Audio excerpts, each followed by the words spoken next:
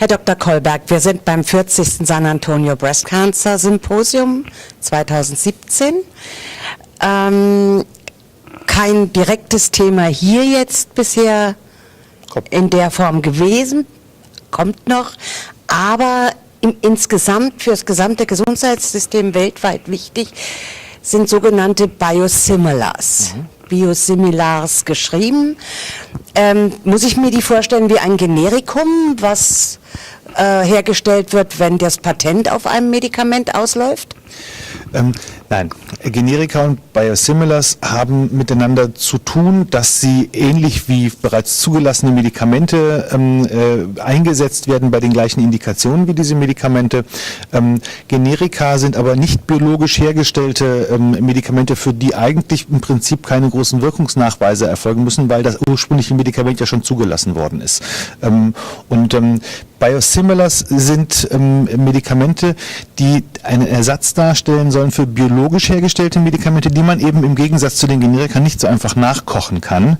Die heißen deswegen Biosimilars. Das heißt auch nicht Bioidenticals, die sind nicht genau das Gleiche, aber die müssen in einem sehr aufwendigen Prozess nachweisen, dass sie pharmakokinetisch von allen pharmakologischen Eigenschaften entsprechen dem Originalpräparat und werden dann müssen in einer klinischen Studie zugelassen werden. Das ist auch ein Riesenunterschied zu Generika, die einfach eine Zulassung übernehmen von einem nicht mehr patentierten Medikament.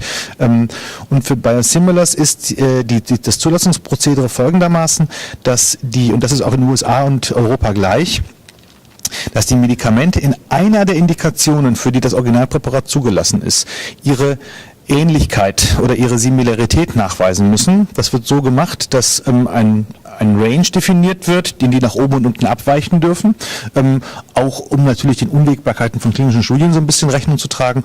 Und wenn die in diesem Range bleiben, dann gelten die als biosimilar und wenn die dann eine Zulassung bekommen, sind die nicht nur für das zugelassen, was untersucht worden ist, sondern für alle anderen Indikationen des Medikaments auch, zum Beispiel für Brustkrebs ganz wichtig die Trastuzumab Biosimilars, für die es morgen übrigens hier Daten geben wird, eine Poster-Discussion für ein Biosimilar für die Sicherheitsdaten.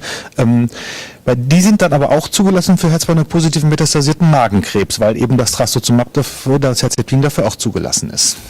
Die Range, in der das ähnlich sein muss, legt das die Firma fest, die das herstellt, oder gibt es da von Haus aus einen Bereich? Da gibt es Kriterien. Üblicherweise wird in den Studien ein Range zugrunde gelegt, der plus minus 14% Effektivität etwa darstellt, und in den meisten Studien wird auch nicht die absolute Effektivität, sondern eine sogenannte Risikoratio genommen, die dann sozusagen nicht nach oben und unten bis zu 14% abweichen darf. Manchmal ist es 15%, aber es ist immer ein Range zwischen 13 und 15%. Und da kommen wir zu einem ganz wichtigen Punkt, denn natürlich darf ein Biosimilar nicht schlechter sein als der Originator, also mehr als 14%, aber es darf eben auch nicht deutlich besser sein. Dann wäre es ein sogenanntes Bio-Better, das wäre dann aber ein ganz neues Medikament, was wieder komplett den gesamten Zulassungsprozess durchlaufen müsste. Das ist für die Firmen nicht attraktiv, sondern worum es den Firmen eigentlich geht, ist tatsächlich ein Medikament herzustellen, was in diesem Range liegt, weil sie dann diese sehr einfache Form der Zulassung bekommen können. Aber wenn es ein Bio-Better wäre, gegen was sollte man denn das in einer Zulassungsstudie, dann überhaupt testen, wenn es denn besser ist? Wenn es besser wäre, also jetzt mal gesetzt den Fall, es gäbe ein Biosimilar für Trastuzumab, was zum Beispiel jetzt gezeigt hätte in einer Untersuchung, dass es besser ist.